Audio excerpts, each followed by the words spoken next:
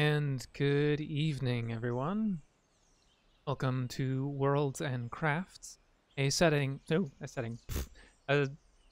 devoted to opening the curtain of creation on setting building. We will be talking about mechanics, meta plots, minutiae, and, well, today, map making. So, I hope anyone who is here is all ready and strapped in. How is everyone doing tonight? Well, it looks like we're a little spare on users in chat, so I don't know if anyone's even here yet.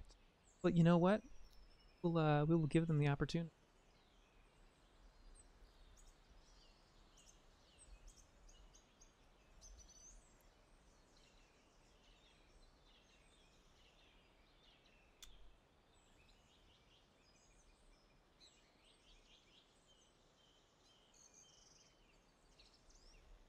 Didn't sign into my Get Creative. Oh no.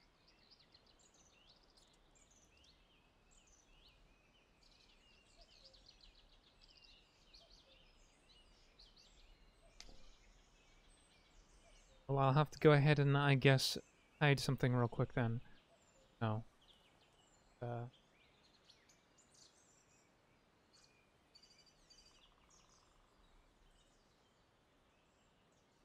We are better. Nothing revealed. Sacred. Alright, so last stream we had talked about just themes of a setting and some things that we wanted to include in our setting. And then after doing that, we immediately talked about ways that we wanted to start building a world. We covered a bunch of different ways in the beginning, which was just starting from the beginning. If you're fond of and or familiar with deities and creation stories, we covered a little bit of that concept, where you develop a setting from its philosophical ground up, which, you know, if it worked that way in real life, well, life would be a little bit less interesting, but either way. You can also start building worlds with seeing the mundane objects around you, something that strikes you in an inspiring way. People as well, who also inspire you in one way or another. It doesn't have to be good, it could be bad. And then we also talked about piggybacking off of your favorite settings, where you take something that you're already familiar with and you just tweak it ever so slightly or a lot. This is pretty common among Dungeons and Dragons players, as most of us have played in some strange one-person amalgamation of either Greyhawk or Faerun or Eberron or any number of things. And then, of course, there's pure aesthetics, which is anything that inspires you to visually something that you find beautiful. Maybe it's a piece of concept art, maybe it was art in a gallery, and it made you go, man, wouldn't that be great to have a setting involved with? But that's what we talked about last time, and we then kind of just dove headfirst into actually starting our own. Now that I've said all of that, I'm going to continue to just ask one more time, how's everyone doing tonight for anyone in chat? See if anyone shows up. Howdy, howdy there, Carrion Comfort Studios. Oh, brother Wesley. How are you doing tonight? It's a Rick. Definitely not Malkavian, your evil clone.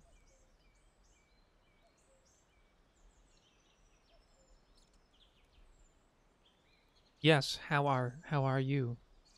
We, are you talking like, is this the royal we?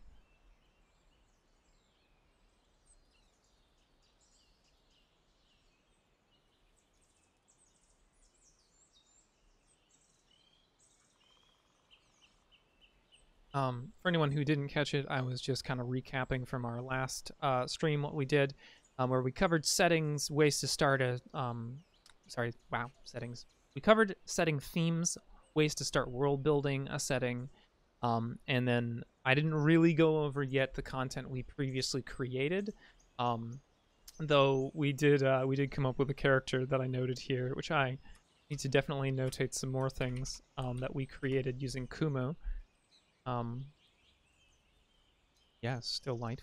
Devour them, Galactus style. I definitely should have clicked that beforehand. All right. Yeah, so last time, with the help of our lovely viewers here, we had created some standing stones, nearby bog, ancient burial mounds, a character, the sage in the map, um, and a city that was unnamed, and then the Stained Tower, an ancient tower that rises beyond the creation of any modern civilizations, while managing to be composed mostly of stained glass. I'm just going to go ahead and color by element type and let's size by... Oop, can't size yet. That's okay. There we go. That's going to be a lot easier. Things that are orange are locales. Blue characters. Red is a point of it. Cool. So, in between last stream and this stream, I built this lovely map. And I'm glad to hear that you are doing well, Wes. It is the one, the only Gehenna Gaming. Hashtag gentle gasp. But yes, I had been checking out some Incarnate's new tools over here on this lovely map that I did that I'm zooming in on. And this is going to be the landmass that I'm going to be using for at least this region of the world we worked on. And some point today, going to be deciding exactly where our standing stones are located. I didn't do everything that I need to this map yet, because sometimes when are you guys having a Wild West showdown in the chat right now? Is that what's happening? So sometimes when you're building a setting, you can start from a map, and I like to do that because it's an organizational start. It's like going, let me make a landmass, and then let's make the life evolve on there, because I'm a dweeb who is doing basically an atheist creation story where you start with the ground first. And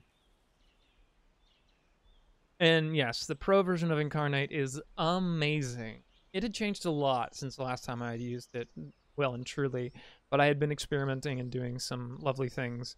Like, I did a test map that is preview of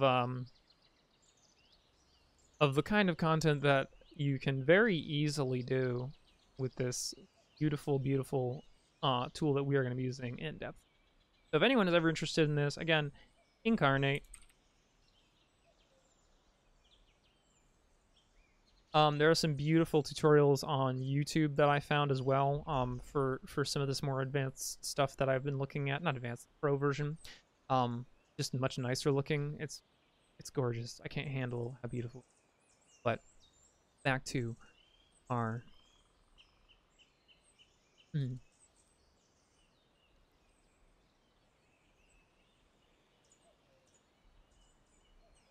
So something that I always start with personally with map making is, well, besides the landmass, is mountains, because once you have mountains, you can place rivers. Unless you're particularly fond of having a river in a specific location, rivers almost always run off of mountains, right? I mean, that's how water functions in the natural world. And granted, there might be some features in our world that aren't so natural. You know, or the slope could be north facing, and the rivers in either scenario run off of mountains. So I would typically do something like reduce this down to a size 1, subtract size 1, and then use the subtract option to subtract some of this layer mask, which is the shoreline, basically. And go, okay, well, there's some runoff coming from here south. Wiggle it a lot.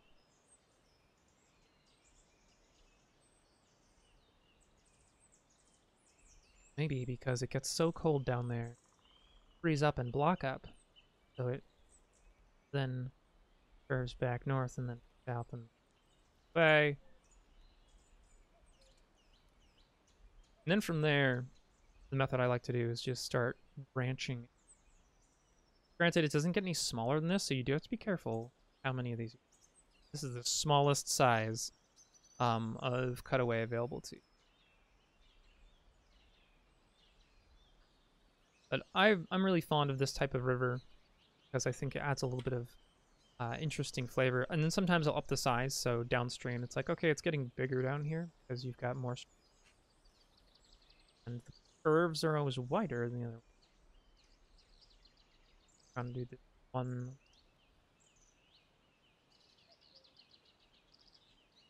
And then always make them. Yeah, so that already looks like a pretty swell river. You could probably make this. And you have a tiny little location where a nice little city could be nestled down here.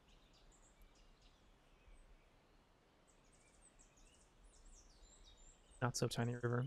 I was definitely...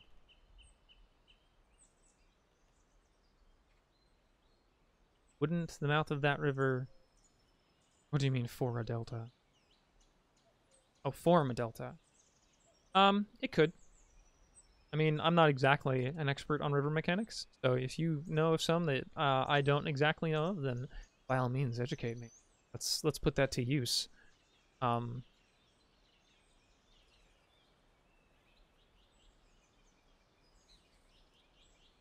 is the one problem with Incarnate that I've run into. The actual brush effect is wider than the curse. And that's because it's softened. That's nice, but it can be tough to get. In either scenario, while I'm waiting on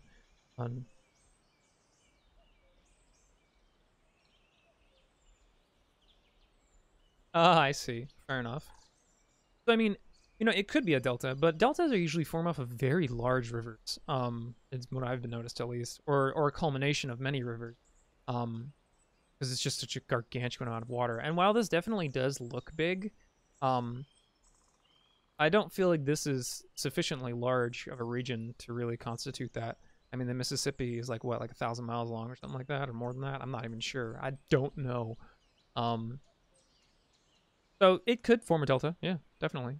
But at the moment, I'm not really necessarily going to include that. If we decide that's an element we want to include here, and maybe there's, you know, maybe we go ahead and, you know, just carve away a bunch of this and make it a big smooth exit, and then you just have like a bunch of things going on like this.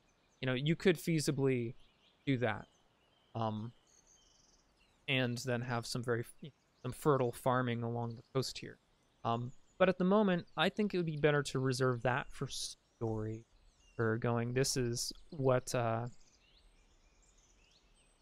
this is something we can use to build something later on. But it is a good point to bring up nonetheless. Yeah, and this was initially a bay, so maybe I can reshape that a little bit. Go ahead and make it reflect the exit of a river better.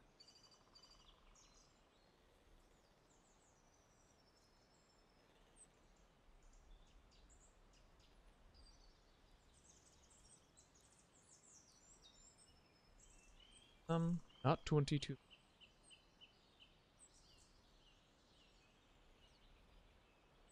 Cut off the edge here.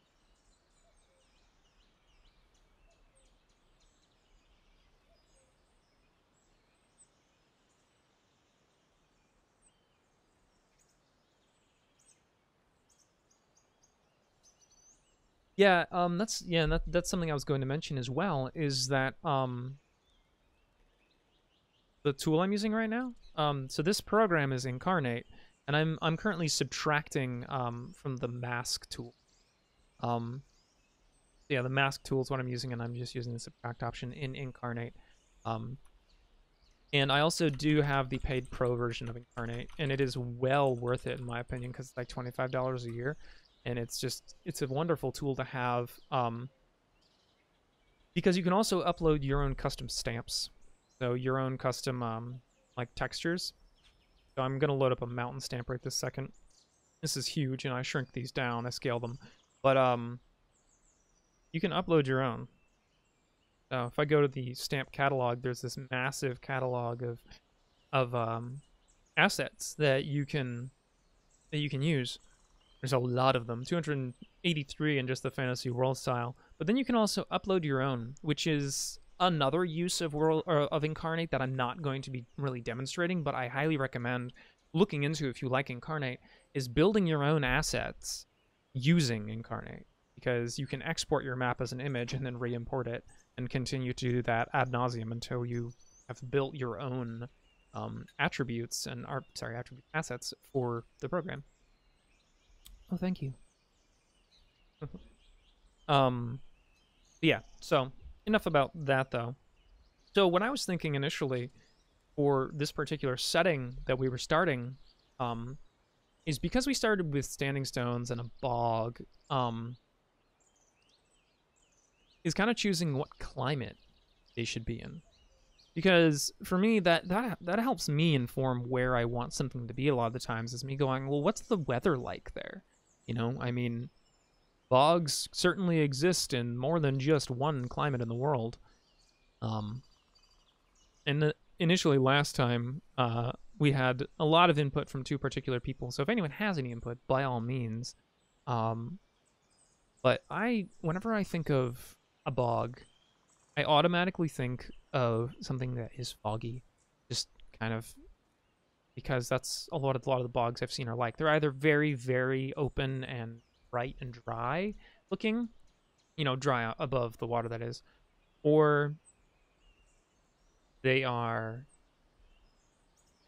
very foggy and damp and kind of fetid. In where I'm from, Massachusetts, I'm in Western Mass, there's some white cedar bogs that are actually quite beautiful. They almost look like beaver meadows, but they're different.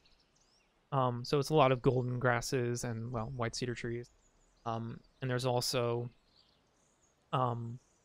plenty of birch, so you get a lot of bright, light colors, but it's still this very stinky affair of stagnant water. Nonetheless, thinking about climate. So on this map, I decided to draw in some subarctic zones that, you know, it's not quite fully Arctic, but it's at the edge of the Arctic Circle most clearly, because I have implied that it's snowy so often that it's worth illustrating on a year-round map.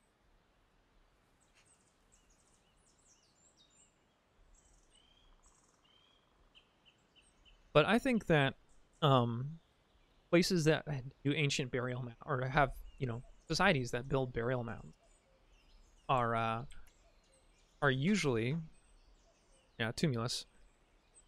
From what I was reading, just heck on Wikipedia, because it's not like we're doing an academic paper here.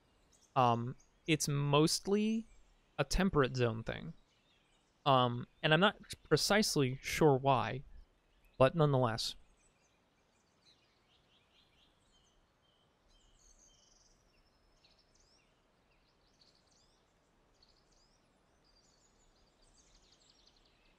Broken Golem, you clearly know something about bogs I don't. I'm sorry, did you say store butter?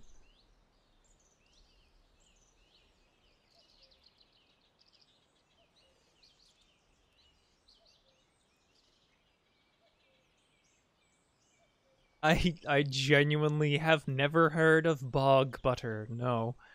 That is a new term to me, and I'm delighted. Please explain.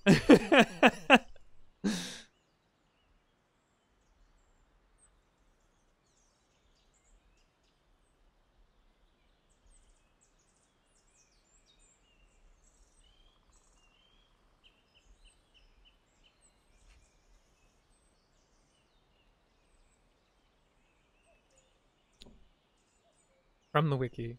All right, perfect. While you're copy pasting that, actually, now that you mention a cold bog, I think that this little section would actually be pretty ideal, for putting our location in right now. The bog, the city, the stones, probably over here on the west side of these mountains. I think adding the river really kind of warmed me up to it and made my primal instincts go, good space. All right, so from the wiki, in Ireland and Great Britain, bog butter is found buried inside of some sort of wooden container, such as a bucket, keg, barrel, or dish, and butter churn, preserved for centuries. That's alarming. You know, I mean, I wish I knew about this sooner because I definitely would have included that in a D&D game a long time ago. Bog butter? Heck yeah. Forbidden butter? Roll Constitution save to avoid getting cursed by the bog butter.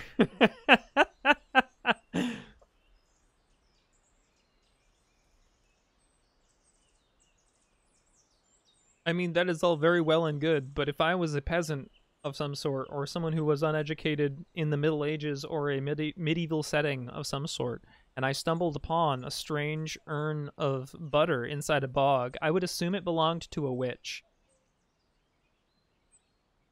Like, I better not steal this witch's butter because that's what it's being called now. Gonna get so cursed.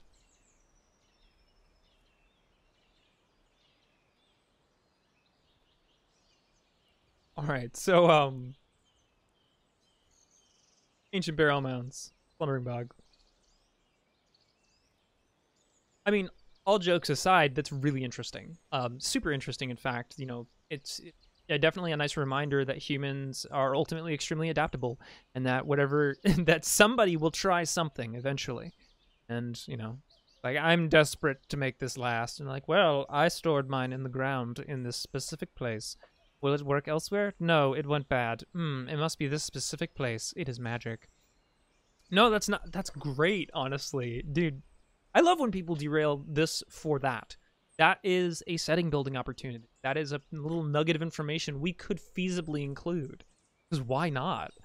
I mean, maybe part of the slumbering bog is that there are ruins in it as well. You know, but more like moldering wooden things.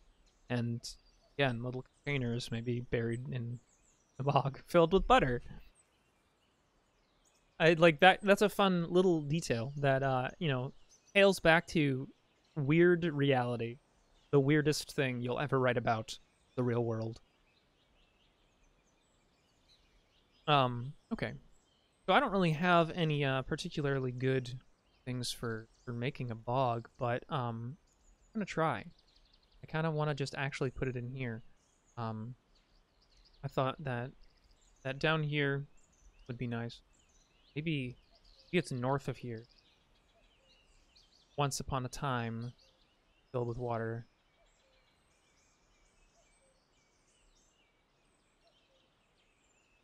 Actually, a good question. How do bogs form? Google, tell me, how do bogs form? When the lake is slowly filled with plant debris. Oh, okay. Ah. Sphagnum moss covers dry land and prevents precipitation from evaporating. How do peat bogs form? Okay. Heat forms when plant material does not fully decay in acidic and anaerobic conditions. So whatever makes it fully acidic really would happen. Nonetheless, that implies to me that anywhere that's sufficiently low a basin, you could have a bog form. So that says to me that we're going to go ahead and build a little basin in here. Because I think it'd be interesting if maybe it implies that once upon a time, before the landmass changed, water used to flow off the mountains and flow into here. And then it just didn't anymore. Maybe it's a flood area. But I'm going to carve out patches of water. Dots.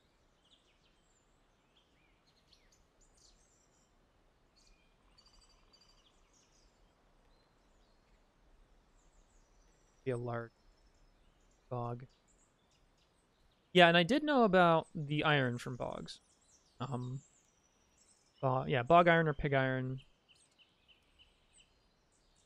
Yeah, which is probably why the Iron Age was so crap in Western Europe. By the way, hello there, Kenny94550.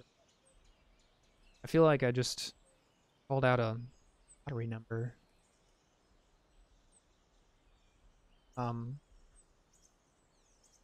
trying to not overdo it with the speckling here, and I think I already have, so I have to fill back in some things. Area is quite depressed. Good enough for now. I'll leave it there. And now I'm gonna do something that I learned about over our week when I was experimenting here with this. I'm gonna throw in glyphs to make our life more interesting, because this is the beauty of stamps and Incarnate. All I did was I opened the stamp option on the left, stamp tool, and I opened up the stamp catalog, and I just typed glyphs, and now I have a set of 16 glyph stamps. And I'm currently looking for some north-facing glyphs, or south-facing glyphs. So I'm gonna go ahead and drag that. But it's a bit large, so I'm gonna shrink it. I just want something that's going to give a nice implication that this is a low-lying area. So we'll do an opposite one. Maybe rotate that a bit.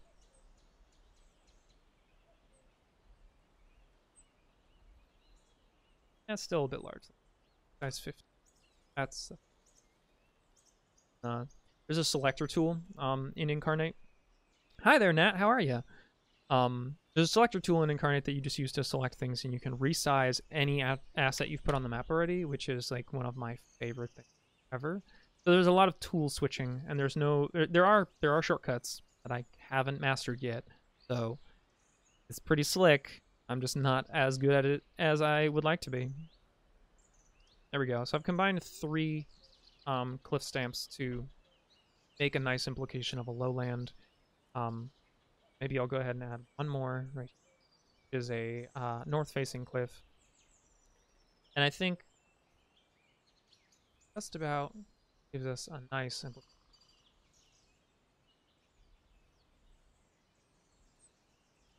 Marsh, no, swamp foliage. I'm gonna up that from size 50 to size 100, because then it's actually a little visible, even though it's still kind of sort of invisible.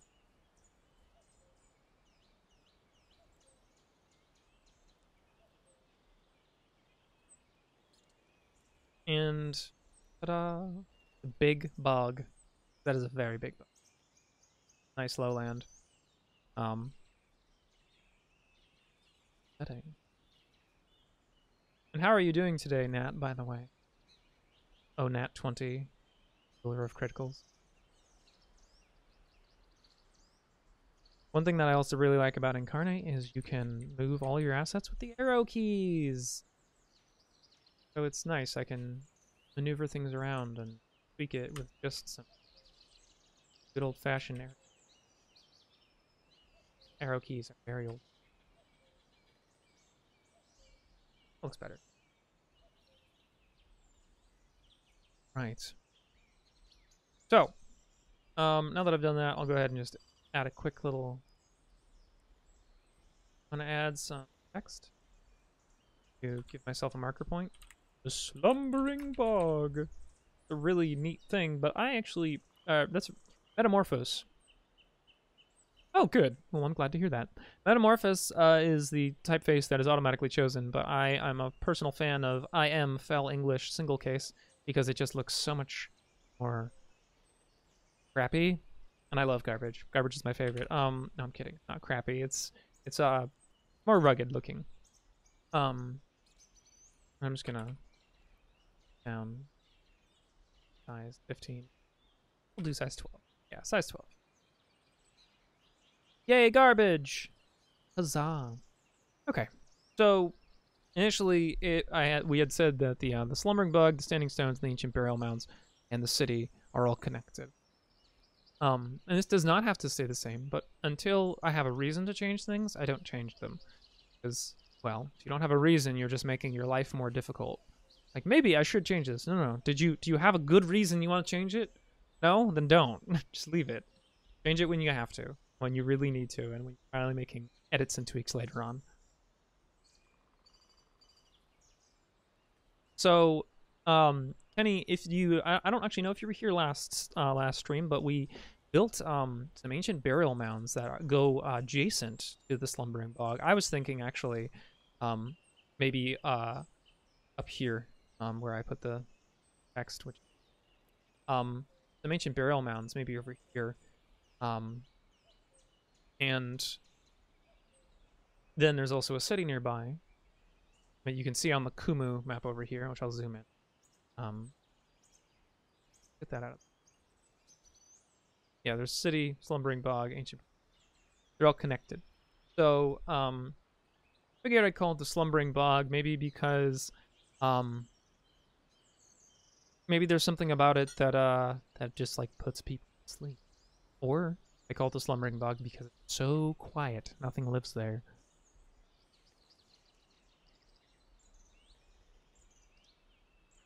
But also, slumbering bog is just a placeholder name.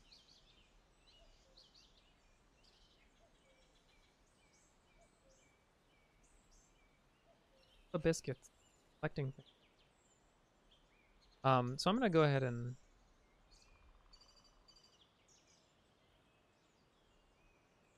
oof. Oh, okay. Could have originally been buried on dry land. That's true. Yeah, they do make snoring noises.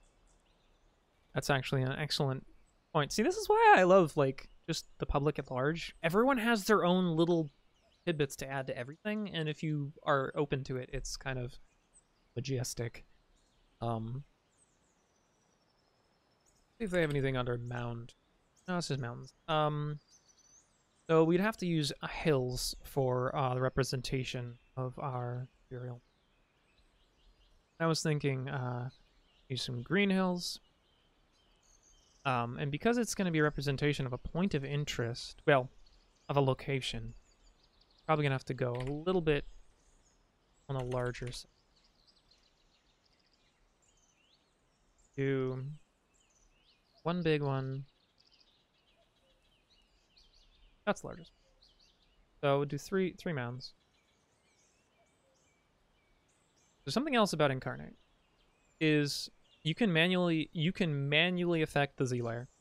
You can affect the order, and it's great. But if you don't assign it an order, it will automatically put things in the fore or background of this like particular.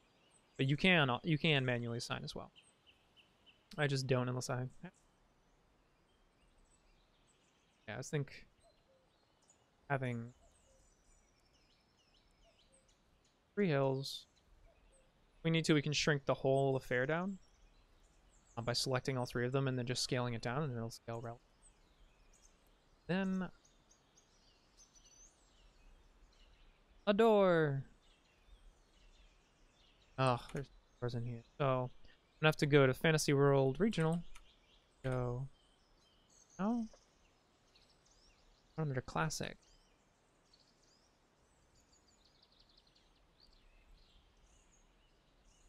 Possible that there are no doors here. Oh, there are. There's gates. Let's try. Ah, there's a lot of gates.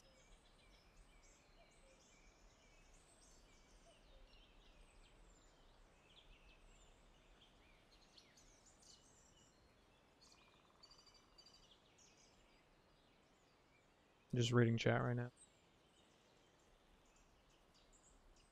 Yeah, so something that hadn't been decided yet about the about these tumuli, about the burial mounds, the barrows. Something that hadn't been decided is if they were linked to a crypt of some sort, implying a much larger ancient civilization, which there is a ruined city from, or if it was going to be something like individual burial chambers under these. I am immediately loath to make it a crypt for one reason. Last year I played in the classic adventure Barrow Maze, and I would feel like I would just be setting us up to have Barrow Maze in this setting. And while that could be fun, it was only fun if you like OSR crunchy dungeon crawls. And realistically, that's not really what I kind of want out of this setting.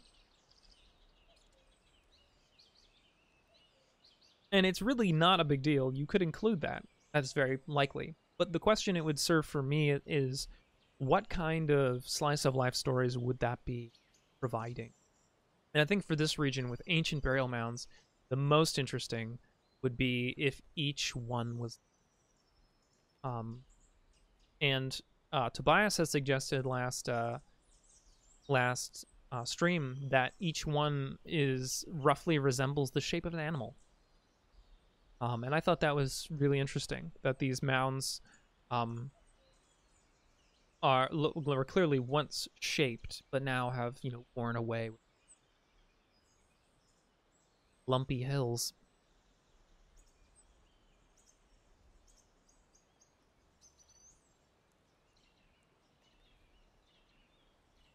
Ooh, that stone arch. That's cool. It's huge, so we're gonna shrink it like hell, but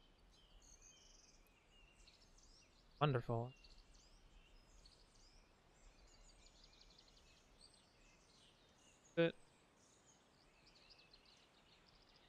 Put it.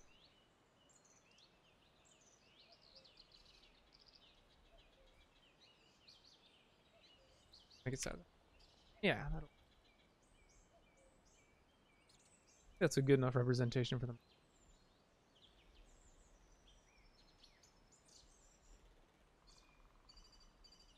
Your ideas of the fire swamp? Fantastic. I mean, I, for one, enjoy Princess. But I know some people who don't. I will never understand, but I will respect their choice begrudgingly.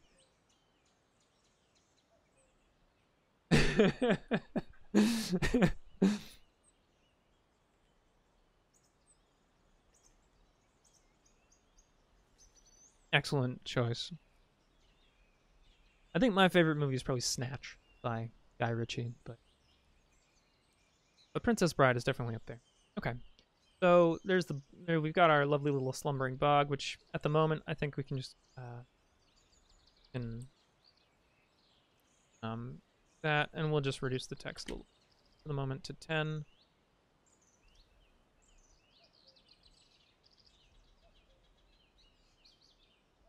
Text.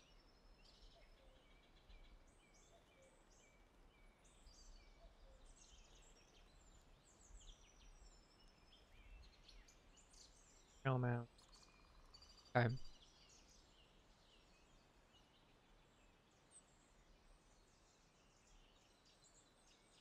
Hello there, Rose Dragoness. How are you doing today?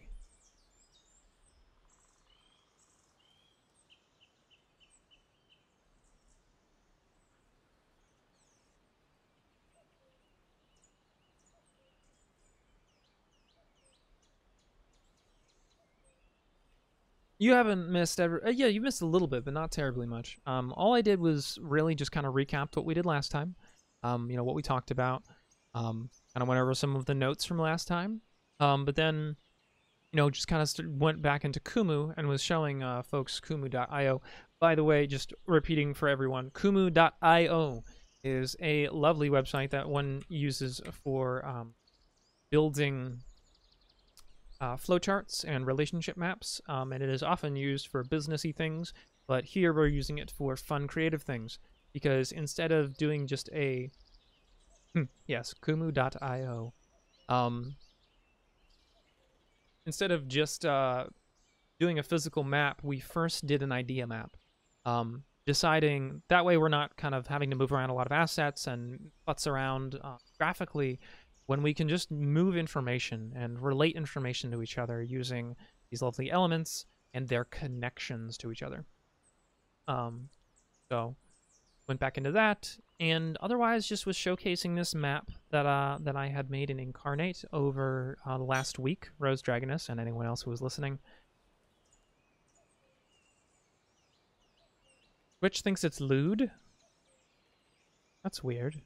Link works for me. And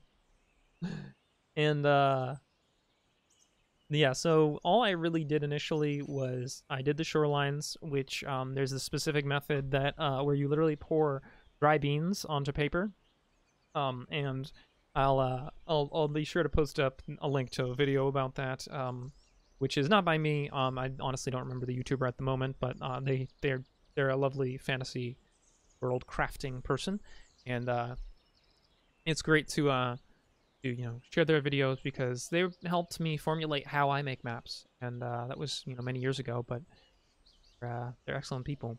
So beyond that, I showcased adding a river here, and then just decided, hey, this looks like a nice place to add some of our key things we've done already. So I added the bog, burial mounds. I haven't really done anything else. Something I think I'm gonna do. Actually, going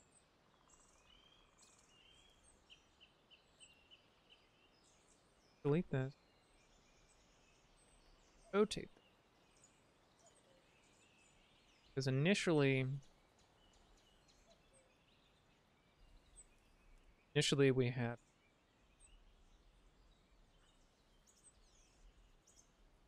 hide that there was that the bog kind of stood between the city and the burial mounds, but also the standing stone. So I'm thinking that the standing stones should be out over here on the coast. Maybe they're up on a plateau of some sort.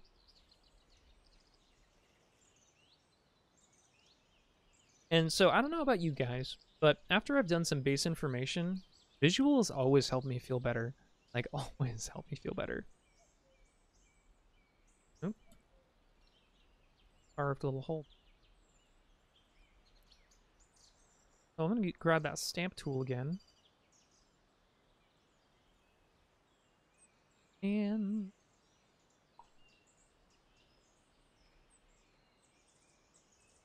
Iraqi Plateau. Very large.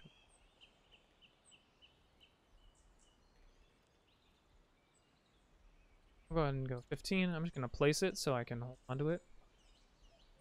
And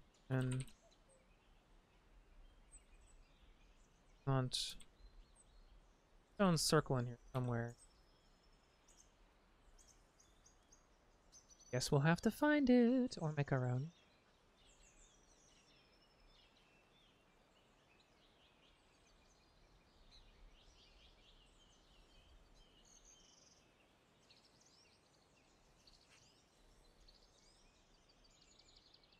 You know, Kenny, though, that's perfectly valid. That's all I did for years and years and years is just some notes. Like taking physical notes in a notebook and then doing little doodles alongside them. Because that was all I really wanted out of it. The representation involved was mostly just for me. It wasn't for anyone else. It was so I could convey things, and it was easier if I had a strong image, which, that's fair. I think that's true of everyone. Everyone needs strong imagery in their own mind to properly convey a concept in a tabletop role-playing game.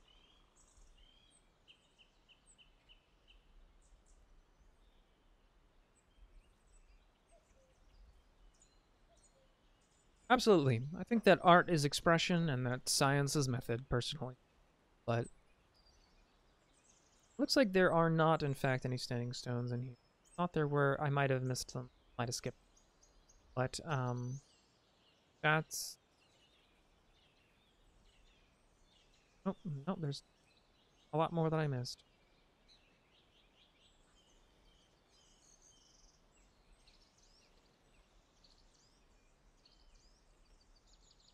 5 hours later. Tombstone. Exactly what. Stalagmites. I feel like at any moment I'm going to stumble upon it. That feeling was a lie. A deep, horrible lie. Alright, fine. Well, for the moment, I think easily enough I can represent it with merely just one big stone. So,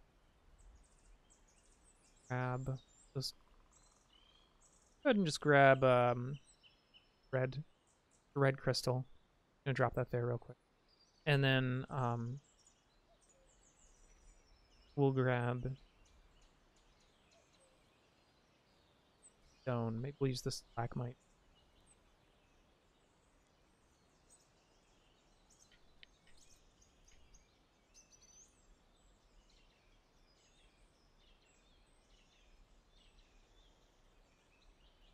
There it is. Stalagmite. Alright. Cool. Yeah. So yeah, what I'm gonna do is at the moment I'm just gonna choose one of these solo boys. I'm gonna move this up to second layer. Third layer. Hey. No, stop. 3. Shrink that bad boy down.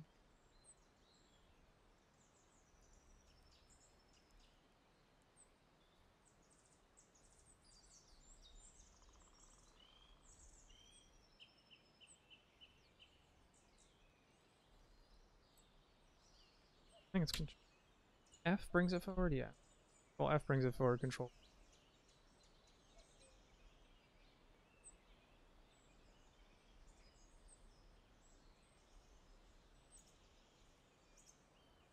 Okay. I think that's good enough. It definitely looks point of interest enough for our method.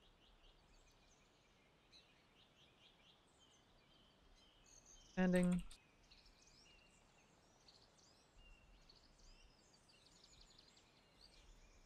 This is all going to be updated later as well. Like in initial planning phases, I don't include all that much stuff for this. But I think then the city would go down. We will just use a city stamp, I think. Yeah, we'll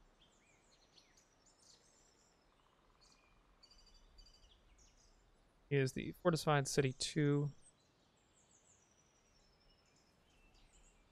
Probably not 100.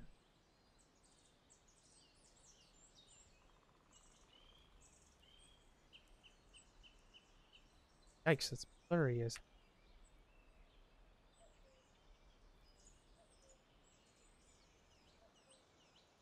there. Okay. City. So I think I've done enough in showcasing the things that, you know, the methods that I'll be using for Incarnate.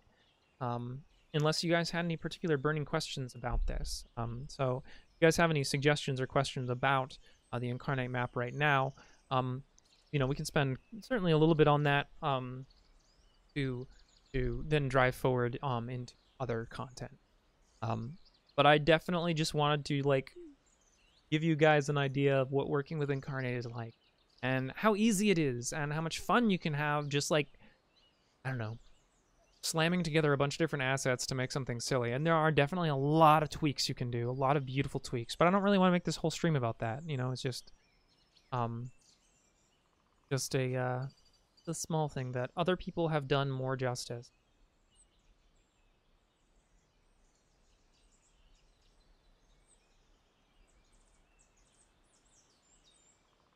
Currently doing one of the things while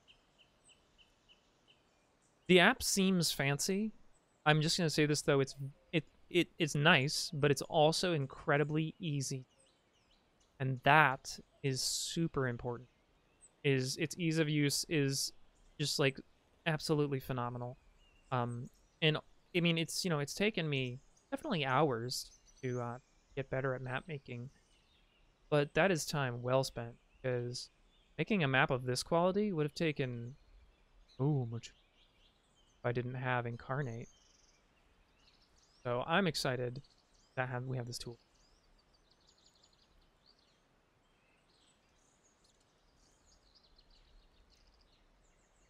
Anyone else have? Did anyone have any questions? Emotional outbursts? No? Or burning curiosities? Things you really wanted to talk? Do you just absolutely need to know what on earth that strange hell is coming up?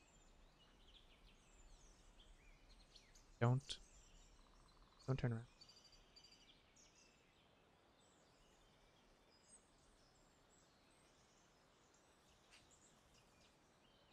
Get that Incarnate sponsor. Man, I should talk to them about that. Incarnate, sponsor me. I make things. All right. So, well, that's the end of that. I'm going to go ahead and leave that alone.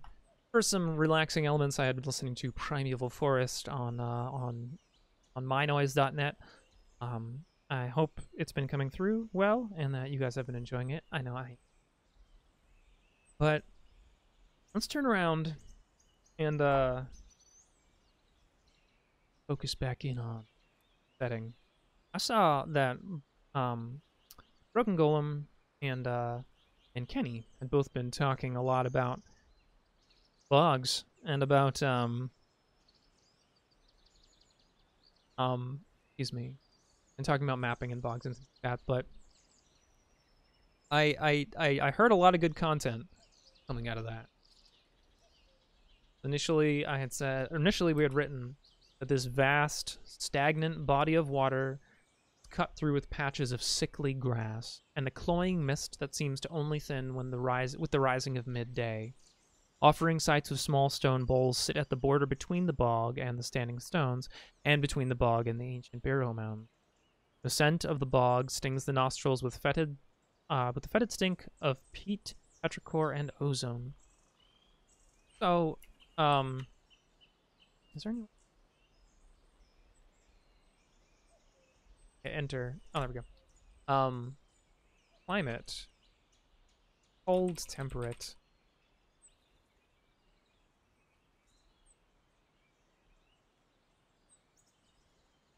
Yeah, because realistically, at the end of the day, a lot of peat bogs occur in the don't they occur up in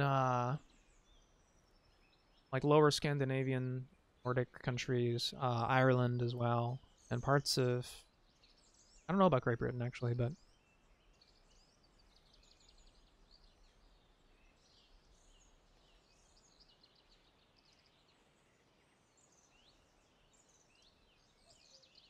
so some questions I want to actually ask for real this time is, why is it called the Slumbering Bog? Which Kenny and Broken Golem had both suggested some very natural responses for it, which I thought were frankly some of the most interesting and compelling. Snoring noises that occur regularly. This being a natural thing. Another one, and I know that Broken Golem had also suggested that maybe the decomposing bodies from the ancient burial mounds have affected the bog itself. Entirely possible that there is runoff from the ancient burial mounds that does go into the bog. That a hidden Tarrasque. Ooh, that's a great idea. Myth of something sleeping on the bog. There is a myth. Something. Bog. An ancient horror. An ancient horror that can be heard snoring. If you listen. I think it's interesting because the story of the Tarrasque, I'm certain, if I recall correctly, it was a story that didn't end with violence.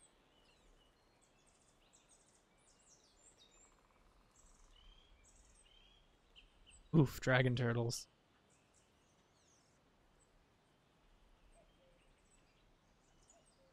You guys are seriously going ham on this concept of a lethal world, and I mean, I appreciate that. Don't get me wrong. Maybe we should start small. We already have an ominous bog, some ominous stones, ominous mounds, and a pretty normal city that's built on the ruins of.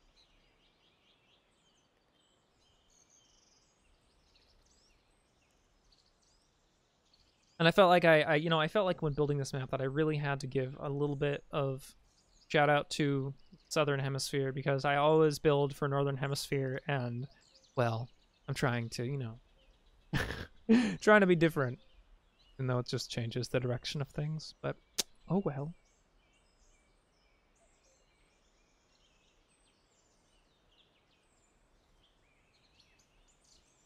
Yeah, that's fair. I mean, hypoxia could be a really interesting one. I think that why not both? Why not? Why not that there is a myth surrounding it, but also, people who wander into the bog, lost, are or excuse me, become lost, often fall unconscious from this range, from the strong was actually the right word, mists in the bog, which is actually just a gargantuan amount of off-gassing. The myth of contagious. I was thinking that maybe there's a big thing sleeping under there. Bell influence puts people, even though it's in fact just a whole lot of off-gassing.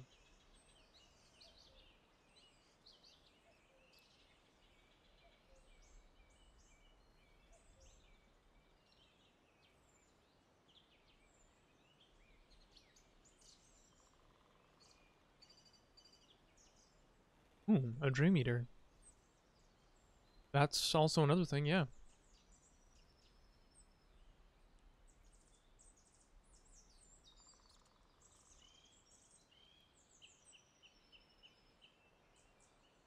Rumors. Rumors. Creature under the bog eats dreams. The mists are what keep the creature asleep.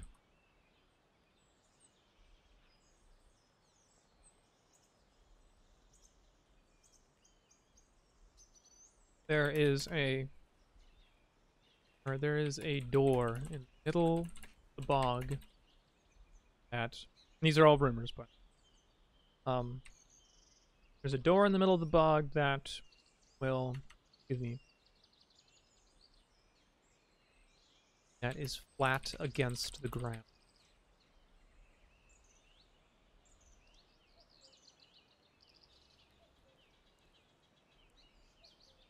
Of course, when people scrutinize that, they go, well, how come no one's found it? Be like, well, maybe it gets buried and moves. I don't know, right? Because rumors and myths have to perpetuate themselves.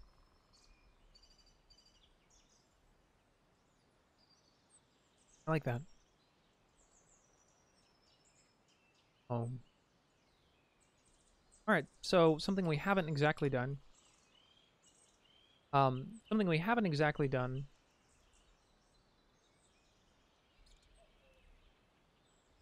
Oh, there it is. Got blown way away. It is not guarded by a polar bear. I hope not. Maybe it is. Who knows? Wait a second. Are we referencing what I think we're referencing?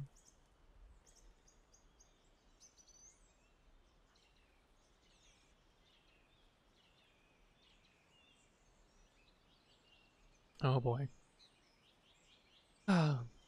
Content, like, for some reason as a child made me, not a child, a young adult, made me uncomfortable. I didn't read it. Not like viscerally uncomfortable, there was just something about it that felt weird.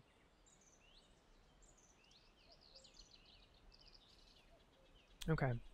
So, having detailed out a little bit more of what's going on with the bog, I think that it's about time that we actually go in and we talk, probably for the rest of the stream or something close to it, for, oh, you're talking about Lost, I'm sorry.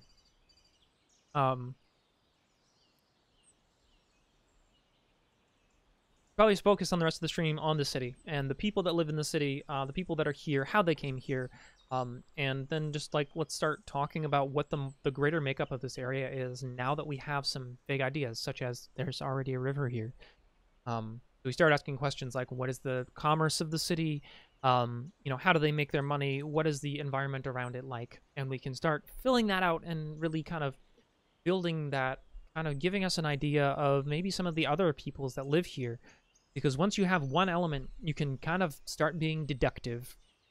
We deduced, we initially included burial mounds in a bog, so then we deduced, you know, all of these things about it. You've deduced that there is, you know, the reasons why it's called the slumbering bog, any rumors that might rise up from it, which the rumors can then help to inform what the people are like. So we can really just start chain reacting off of this content, dive forward, and start fleshing it out a little more, giving us an even better, an even stronger grasp on the rest of this region of the world.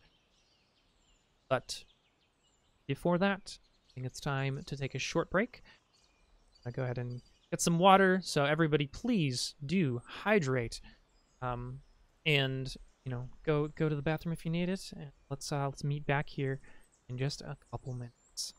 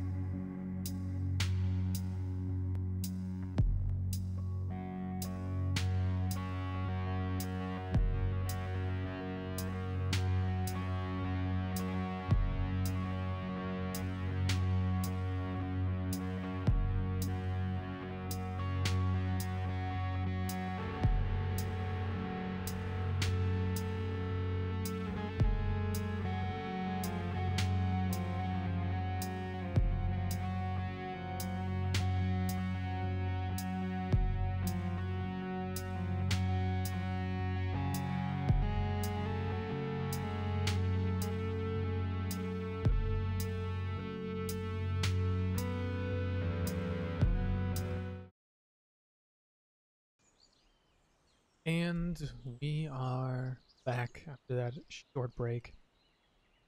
Bio break, he said 3 minutes later. Assuming not everyone's back yet, but that's okay. I just got back as soon as I was ready. Ah, breather. So give these things some.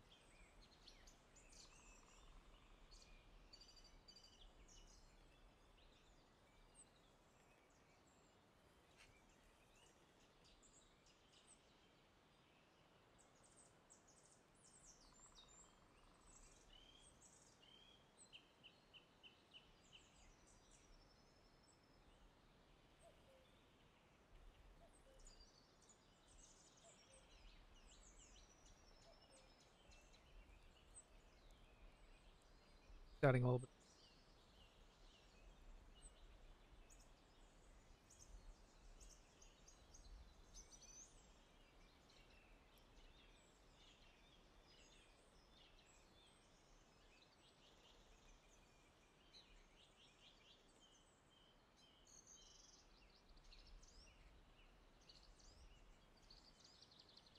Did make a lot.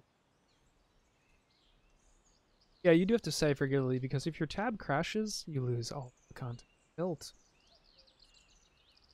Thank you, thank you, thank you. Welcome back to you as well. Do anything fun? Did you go pet an animal? What's yipes?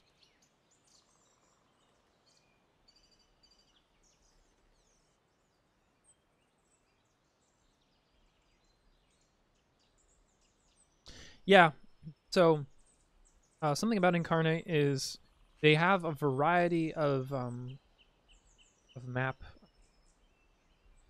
types. So you can definitely include some very high res maps, but they're very resource intensive. So not always advised. In fact, Incarnate comes packaged with a warning about trying to make 4K maps if you don't have a sufficiently like amazing computer, because otherwise you will crash and you will lose content. Um, so saving frequently is good, but also something that's important to note is if you saved it, there's a changes history that you can sort through, and it'll take time for it to restore to that point, but you can nonetheless tell it to restore to basically the earliest portion of this of your current session, irrelevant to when you save.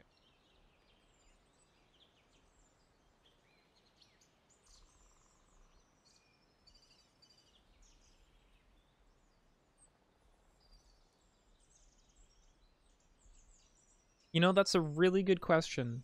Um, yeah, so world maps can be quite resource intensive, realistically. I don't know though if the textures are really up to date enough. I'm, on a lot of these assets, I don't know if they have 4K textures, because if they do, my good golly gracious, that's intense. Um, Nonetheless, I guess the idea excites me. Don't get me wrong. A map that's that high resolution, that's sounds gorgeous to me.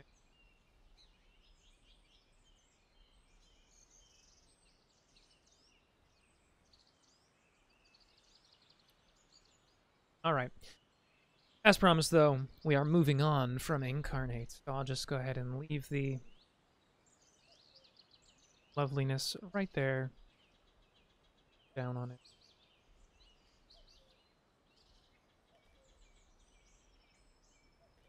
So, something we hadn't done at all last stream was talk about the identity of this city. Granted, I had asked the question, who do you think lives there? And there was a couple suggestions, one of them being elves, Elven City. But I kind of wanted to leave that question for later, and I think now is that later, if everyone is interested in diving into that.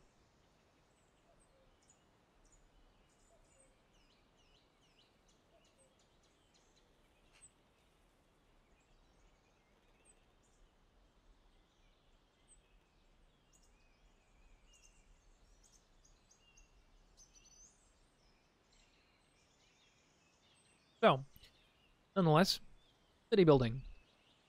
For me, whenever I'm doing anything involving cities,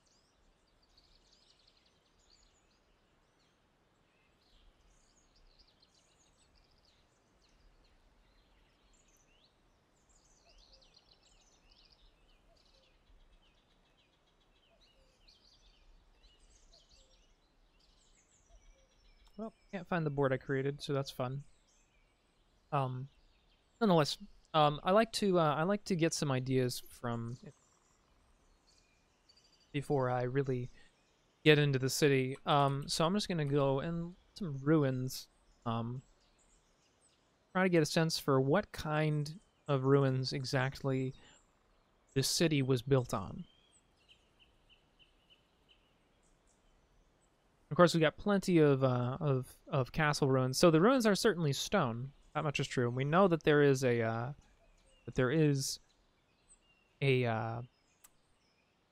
thing, a tower in the middle of the city. So that's good. That's important to note that there is a tower in the middle of this city, massive thing made of stained glass. Of course, the city could be somewhere else. It doesn't have to be here.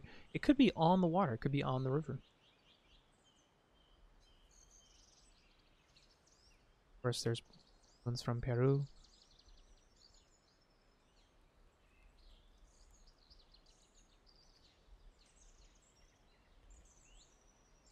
Not what I wanted. See the image larger.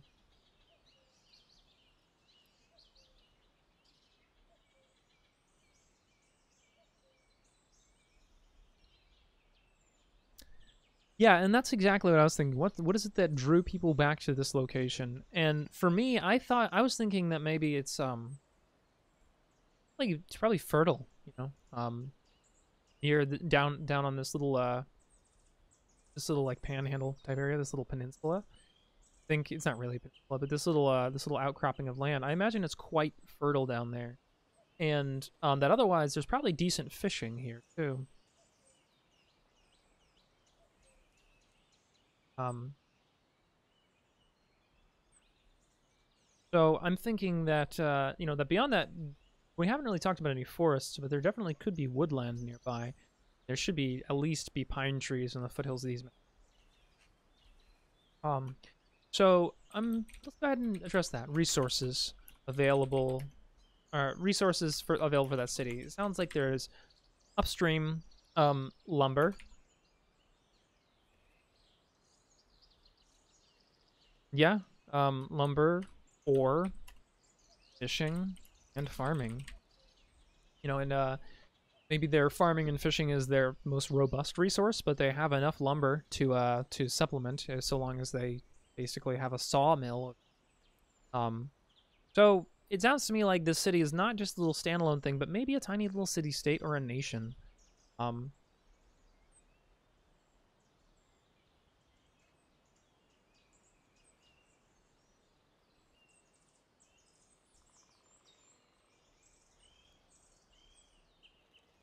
let's see, part of a nation or a city-state capital of the region.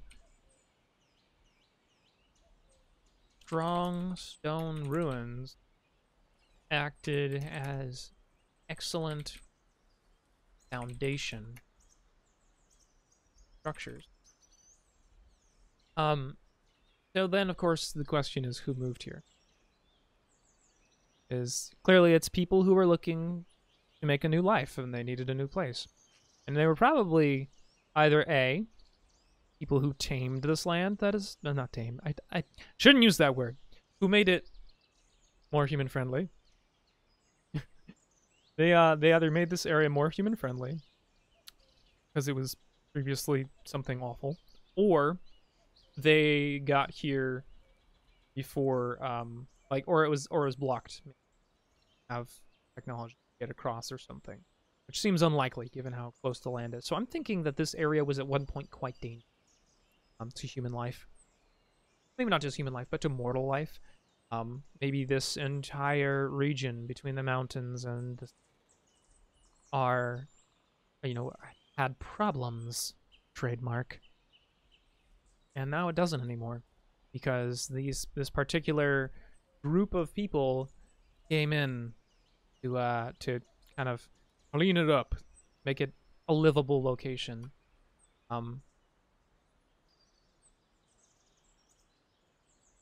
What do y'all think?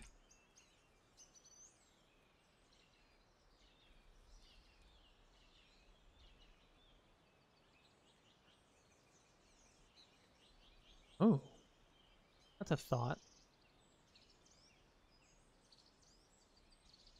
So something else I just thought of course, so an excellent thing to think about with culture and the way that cultures evolve is natural dividers.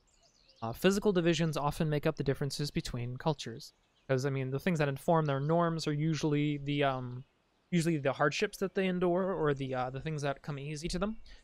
And so this subarctic region right here, it wouldn't be unlivable by any means, but it definitely would be quite cold.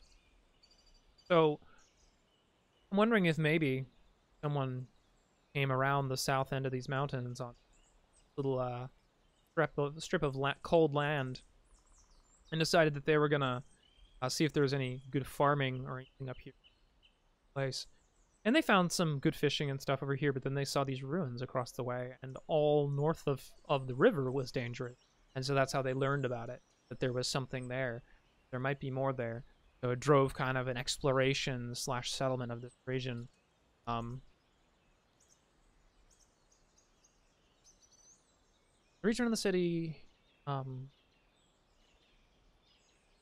north of the river and east of the mountain. That's a good idea. Finding a forgotten mountain pass.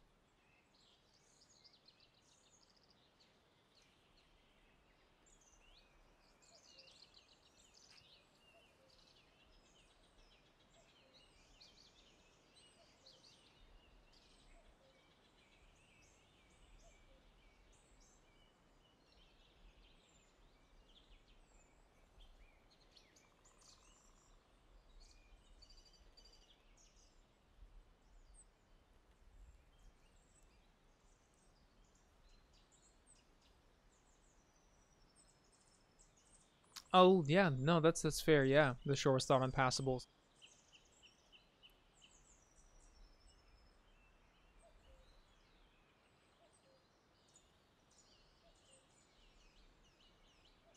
Then group of group of prospectors found a forgotten,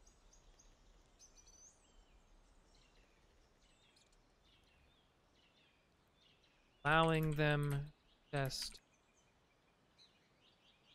land south of the river, allowing them overland actually.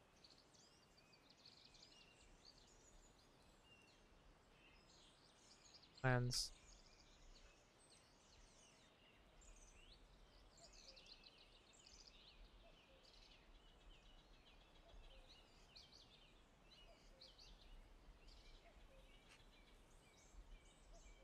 Word of resources and Cow Grove.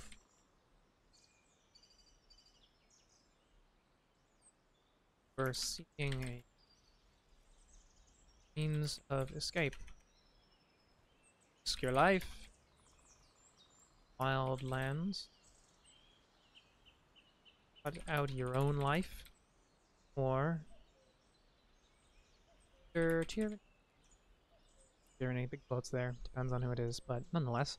It could also be people who are in fact tyrants who got booted out of their place and now are looking for a new place to start. Be tyrants. So basically, we're talking in some fashion colonialism, except, you know, not late enough because this isn't supposed to be that settled. Then again, it could be. We haven't decided that yet. So, I'm actually liking the idea of it being a colonized region because that's poignant. It's dark, you know, and it's relevant to my life. You know, living in a yeah, a mix of all of the above.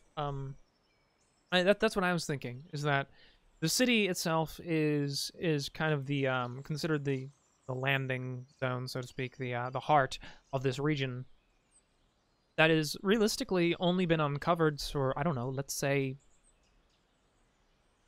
60 years. Or maybe it's like sprung up, or maybe, maybe a little more than that, maybe like 100 years. But maybe this area has just sprung up quite suddenly in the lives of longer species, if we include longer lives. And I'd like to, I mean, as player races. But yeah, okay, I like that.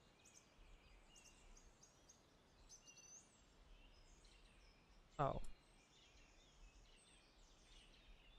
your life in the wildlands and cut out your own life, or then some tyrants who were driven from their land venture air. Folks from all walks of the way. City of, we need to name it now. I have a query for everyone. What is a language that you like / find interesting? Because for names, I usually go to languages, and then kind of amalgamate or twist, because I'm not tremendously creative. Branum.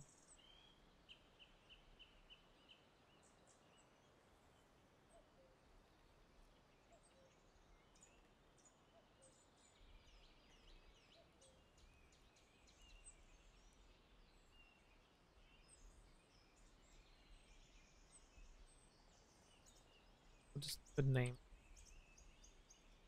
All walks of life,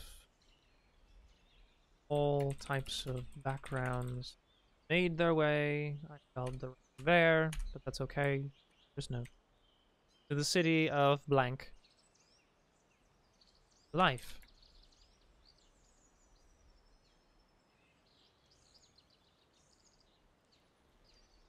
Region has no king, but has council of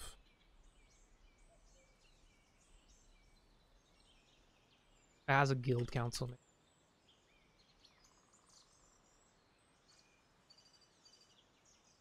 in which the elders of each guild serve, govern. There are several leadership positions appointed by oversee. Busy with their guilds.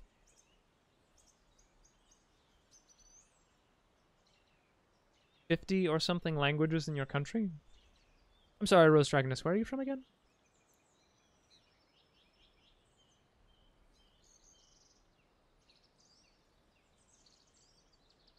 And to be completely fair here, because we're building a dark fantasy world, I'm not entirely interested in using actual languages. We don't have to, and can make things up as well. Nonetheless, by naming this, we could feasibly set a precedent on conventions, like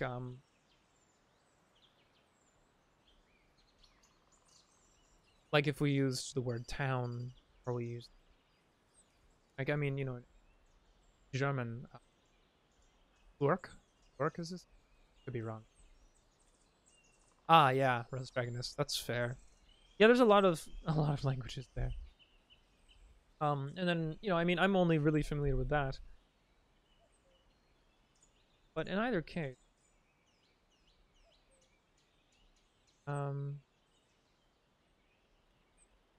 definitely we could think about. It's gonna take some time. I don't know if we're gonna spend on it. I want you all to chew on it. Chew on that idea.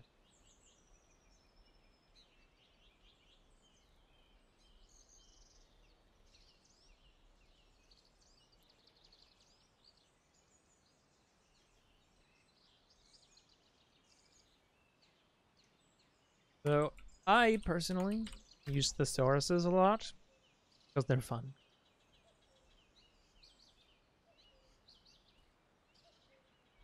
So I'm just honestly go to a thesaurus and look for some synonyms for free, freedom, new. Because sometimes there's some things that are interesting. Ability, exemption, flexibility, immunity, opportunity, power, privilege, right, abandon, abandonment, bent, compass, discretion, facility, indulgence, laxity, way, liberty, prerogative, profligacy, profligacy, range, reign, scope, sweep, unrestrained, carte blanche, elbow room. Yes, this is the city of elbow room, where we all have elbow room. Free reign, full play, full swing, laissez-faire, own accord, plenty of rope, rampant. Plenty of rope? Oh, that makes sense, actually. Ooh, sorry. Moving on.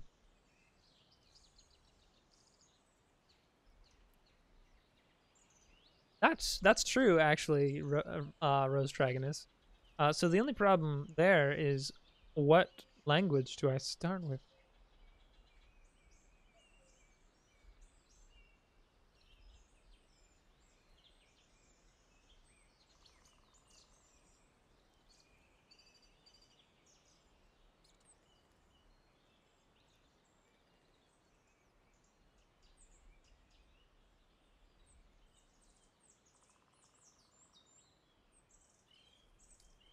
Then again, could also probably find it.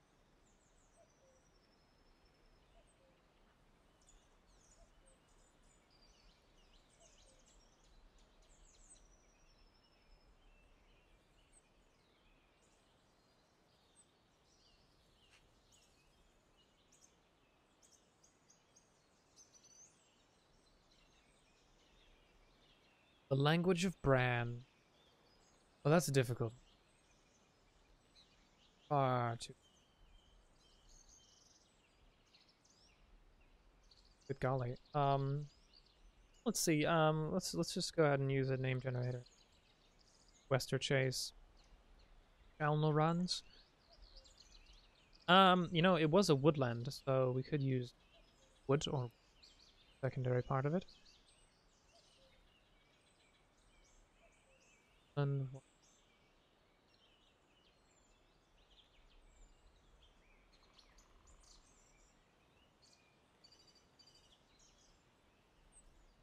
so some of these are interesting. West Urchase, Shalnel rounds, Languswood.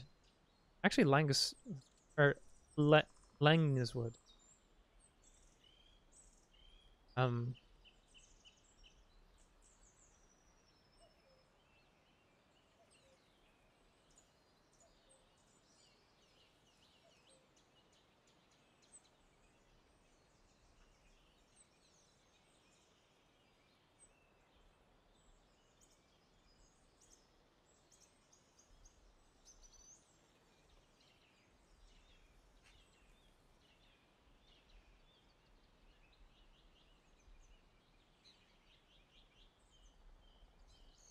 the only problem I also run into um is trying to make up words that don't sound too much like a combination of completely unrelated real world real word.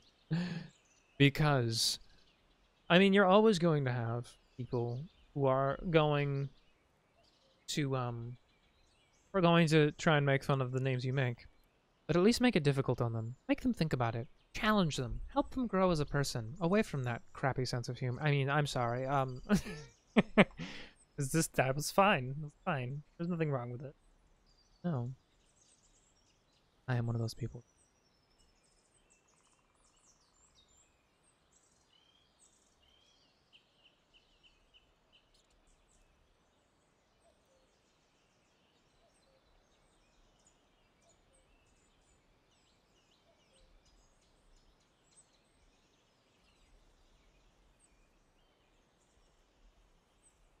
Ben. Ben. low, marshy, or frequently flooded area of land. Ah, okay. So instead of slumbering bog, it could feasibly, instead of being bog, there could be a fen nearby.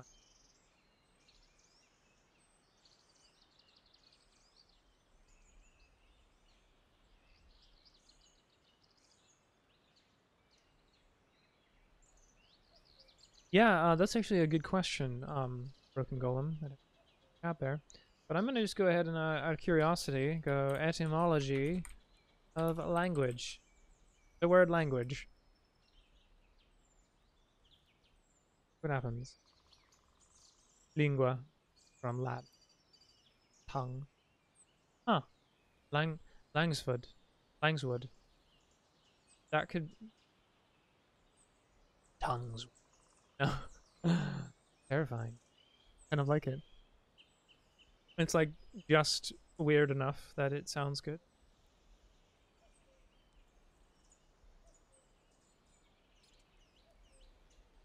Or it could have just been that one of the first founders named Lang.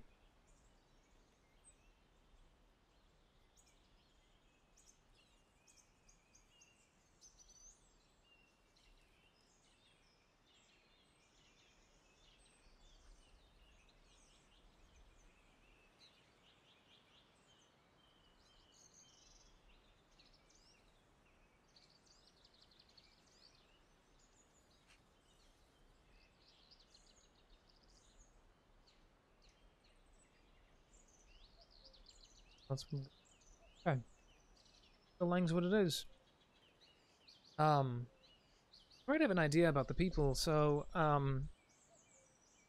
brings up a new kind of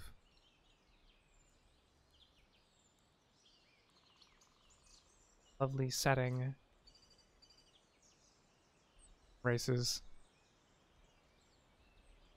Races are not something I'm tremendously fond of dealing with in settings because I find that they are okay. Langa means long, longwood. That would work too, yeah. I mean, yeah, German lang, long. Now I think about it.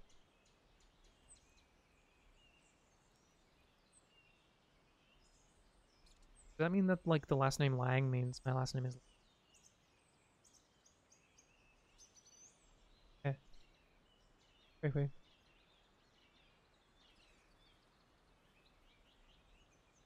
So what I was saying is my favorite thing is not necessarily dealing with races, but it is still something interesting to do. And because I was kind of trying to create a dark fantasy here, with some of the elements of high fantasy, then I feel kind of obliged to address the quote classic fantasy races, like elves, dwarves, humans, halflings. I feel obliged to address those stereotypes at the very least in the actual content, even if we don't utilize the actual original stereotype, because frankly, there's a lot of stereotypes from classic fantasy that are very hurtful anyway. So there's that. I like the idea that no one's good. That is to say, there is no one who is good. Each nation views their own people as good. It definitely was the initial intent or the initial mention that it should be an elf city, but we never really decided on that. Talked nebulously about the people, like talked about Langswood is about what their people are all about.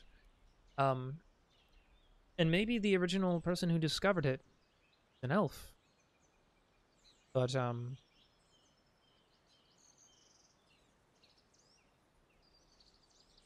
going back to our themes real quick.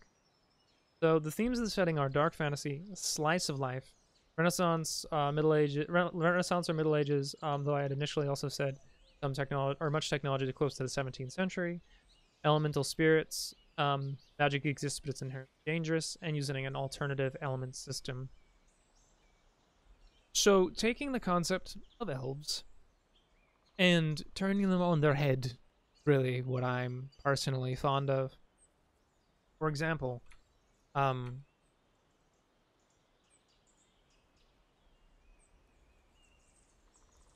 because Because in the stereotype, elves are, or in the stereotype, elves are good with types of magic, right? In plenty of stereotypes, they're very good with magic. So what if because magic exists but is inherently dangerous and elemental spirits run rampant, elves are particularly susceptible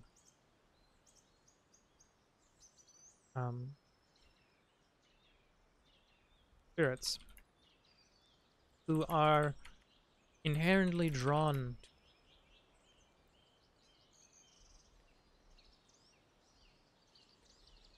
So, for example, if elemental spirits are everywhere, an elf were wandering by, for example, a fire, it is just more likely that the fire would leap. Things like that. That's if the if someone were to burn, so to speak, then the elf would. Terrible to say that, but there it is. Elvish metalheads. I like that. So, if elves are then susceptible to elemental spirits who are inherently drawn to them, I would say that is a narrative. So it is not a mechanical thing. It is narrative because it gives the players the opportunity to allow something bad to happen to their character, allow something to happen to their character, and it gives them just kind of a little bit, yeah. But to counteract that, then, like I said, to counteract it, it's narrative, not something that that automatically occurs. But also, you're assuming that that there are elemental planes, just like there are in. We don't necessarily have to include planes, but we certainly could. Either way, it is something that it serves a similar purpose. So if elemental spirits are here and they're congregated enough for a reaction to matter, then elves are just particularly vulnerable. They're not necessarily going to be magnetized to them. I was thinking something like that. And even if it doesn't play out that way, that's the kind of direction I like to go with race, is that there is some big downside. Okay, elves might live a while, but screw this perfect thing, and screw this notion that they have to be pretty as well. Why can't they just be alien? Can't they be weird? I demand that this be a planet full of ugly people. But nonetheless, a really great example of elves turned on their head was, frankly, Styx, Master of Shadows video game. And it's a good one, too. I enjoyed it. I actually don't have the publishing information right here. But elves are something like 8 feet tall, rail thin, have orange sclera in their eyes, and are 100% psychic. They don't speak. And they're kind of terrifying, and I love it. Now, I don't want that kind of thing necessarily in here, but it's a really good example of ways in which you can turn something on their head by just changing some things about them. The base qualifier for an elf in Tolkien was that they were long-lived and beautiful, but so were some of the old kings, the old people, the old men. Like they were supposedly beautiful and tall and also kind of magical. So the original qualifier is beauty and long life. So then, as it evolved, another qualifier became ears. The way that people perceived elves in art when they started doing art for Lord of the Rings, pointy ears became kind of just this, like, yeah, that's totally an elf thing, and it stuck really, really, really hard. So there's that, pointy ears. Beyond that, it seems like there's a propensity for people to believe that elves are arrogant, haughty. Probably Thranduil's fault, because he was arrogant and haughty, and Lee Pace isn't any of the hobbits. Don't like them. Lee Pace, by golly, he's just so dramatic. Elves, though, So I think turning them on their head a bit is wonderful. Being particularly susceptible to elemental spirits. So as a result, they would have some interesting cultural ways of dealing with that, coping with it.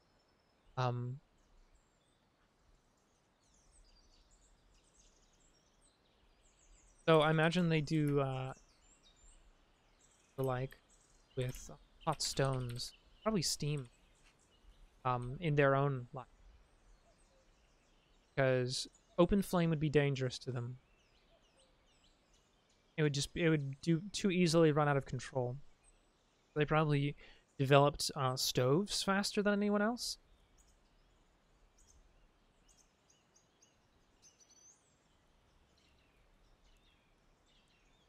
So I'm thinking that in this world, elves are known for their robust clay work. A lot of them are clay artisans, at least the ones from this particular region, particular area of elves. Because of that susceptibility to elemental spirits, then anything other than just an environmental effect like radiant heat, and not a chemical fire, would kind of drive them to certain angles.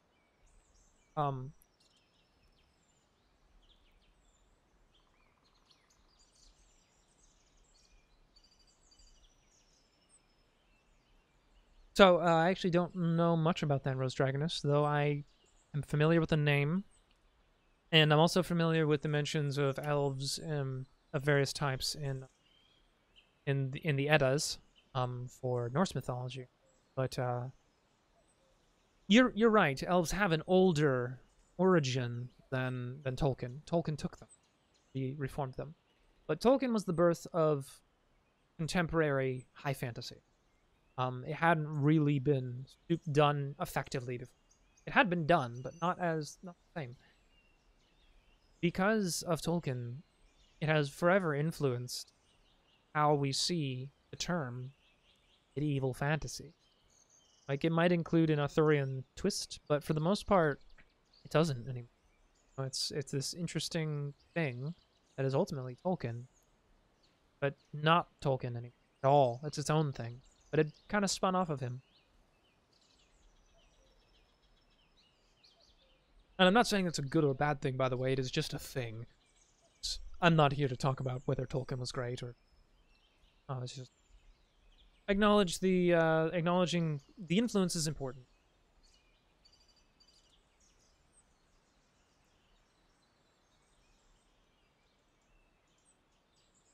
So maybe, again, for narrative purposes,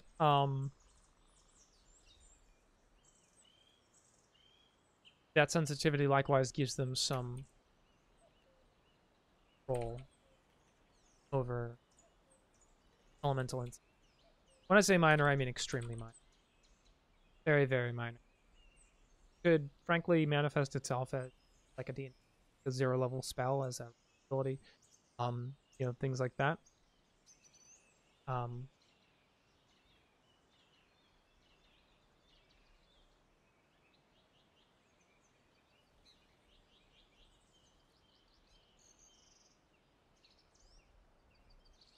Yeah, the Crusades were a mess. By golly, were they ever? But let's not get into that right now.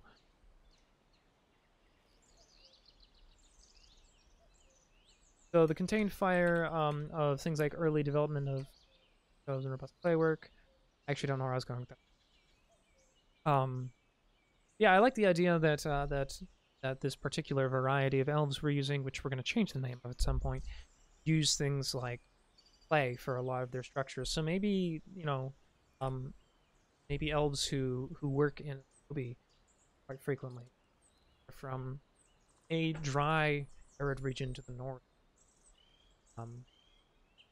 So then the concept of dwarves, for the most part, I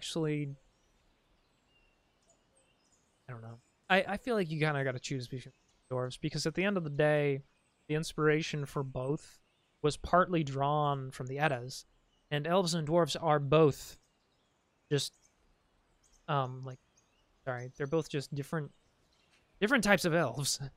That's all in the Eddas, at least. And so I'm not always sure what to do with them, But dwarves, if included, I think just represent kind of an offshoot of humanity, because ultimately, at the end of the day, I mean, all really could be. I don't really know how to even approach that. Halflings, neither, frankly.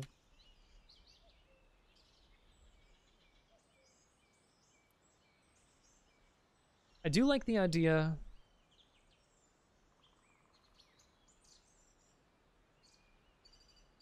What do you mean inseparable?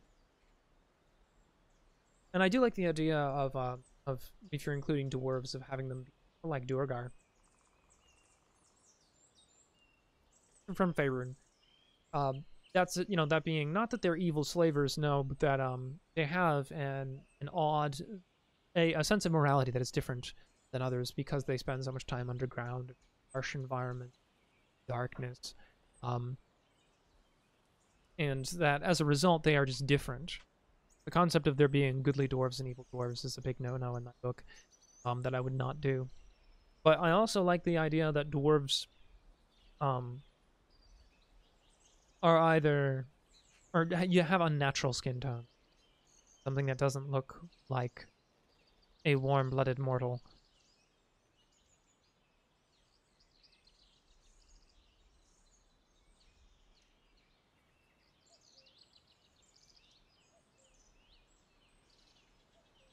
Yeah, no, you're absolutely right, Rose Dragoness. They often do. Um,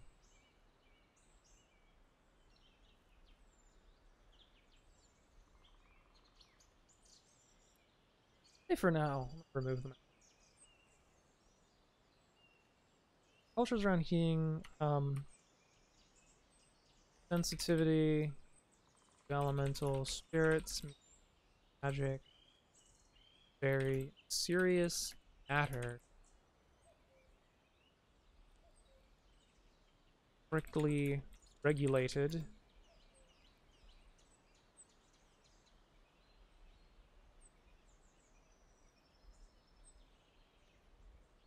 Yeah, humans show specific resistance to element spirits. Thinking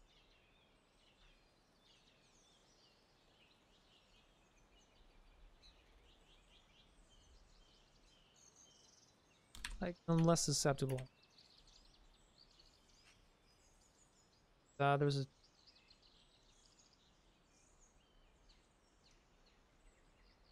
okay.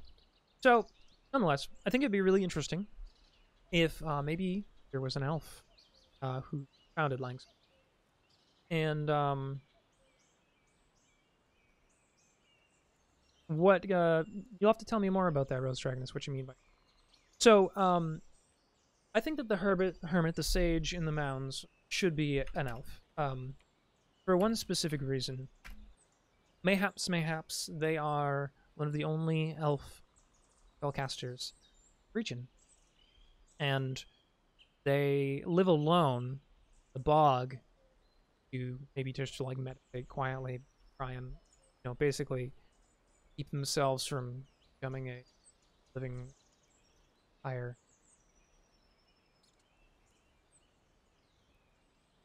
So I'm liking that idea so far. If we go back to here and we go to Langswood,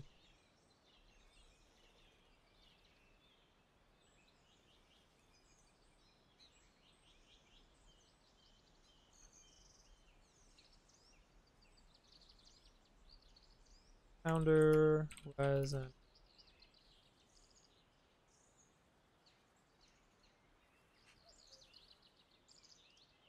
wayfinder or prospector of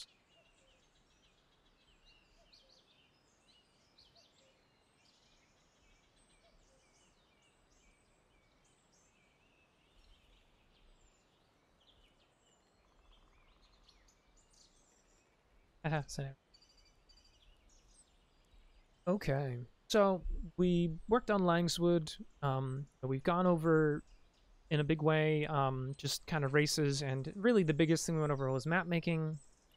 And the races thing is not over yet for certain, but I think for now we're starting to get a better idea of what it looks like here in this region.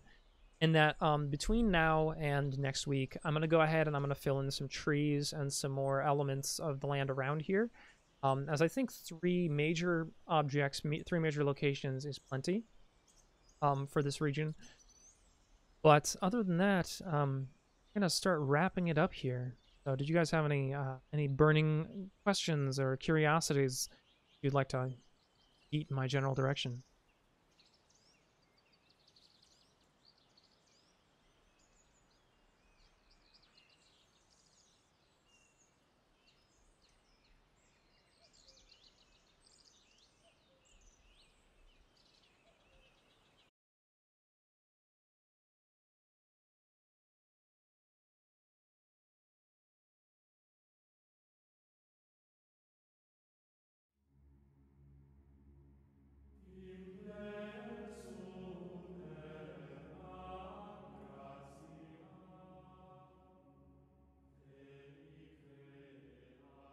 Well, thus far, no questions asked, and that's quite all right. Nonetheless, we're going to be detailing out more of Langswood and the events that maybe led to its founding. Some of the more physical details around area. We'll also need to come up with a name for the region at some point. But another scenario. This has been Worlds and Crafts, a setting devoted to opening the curtain of setting. Keeps doing that. A stream devoted to opening the curtain of creation on setting building, showcasing mechanics, meta plots, minutiae, and next week, get your amphibian pen ready because you have some ideas. All right, I'm looking forward to it. Carrying Comfort Studios. Please, if you don't already, follow Gehenna Gaming on Twitter at Gehenna Gaming. Broken Golem, if you want to go ahead and hit that lovely social media details. Otherwise, thank you all for joining us. You can find me on Twitter at Kathakaros, Kathakaros. You can certainly look directly on the video for that as well. It's been there the whole time. Thank you, everyone, for joining tonight. And I look forward